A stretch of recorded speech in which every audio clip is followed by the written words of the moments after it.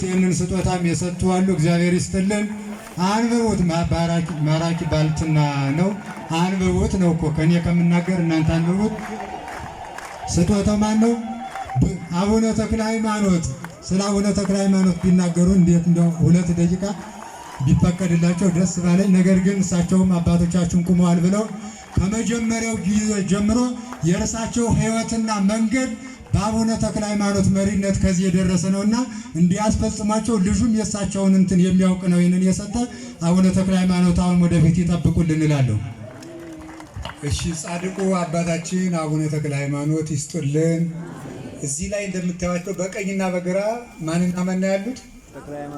አቡነ ተክለ ሃይማኖትና ቅዱስ ቂርቆስ ናቸውና አቡነ ተክለ ሃይማኖት የኔ የግል ሕይወቴ መሪ ናቸው። በዚህ ምክንያት ቂርቆስ ደግሞ የማገለግለው ገዳም ነው እና ሁለቱ ስዕሎች የተቀመጡበት ምክንያት በሄድኩበት ሁሉ የአቡነ ተክለ ሃይማኖት እጅ አብሮ አለ። በጨነቀኝ ቁጥር የሚደርሱልኝ እሳቸው ናቸው። ችግሬን እንደቀረበ ጎረቤት ሳይሆን እንደ ቤተሰብ ቀርበው የሚፈቱልኝ አባቴ ናቸውና ለዚያ ነው በሄድኩበት አዲስ አበባም አሐቲ ድንግል መጽሐፍን ሳስመርቅ አብሮ ስዕላቸው የተሰቀለው የአቡነ ተክለ ሃይማኖት ነበርና ይህንን ልቤን ያወቀ ወንድም ነው ያመጣው ማለት ነው። ቡሩክ ተክለ ሃይማኖት ይስጡልኝ፣ ቅዱስ ቂርቆስ ይክፈልልኝ።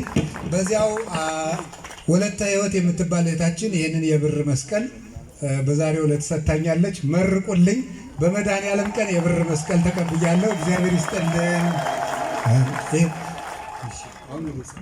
አሁን ወደ መጨረሻው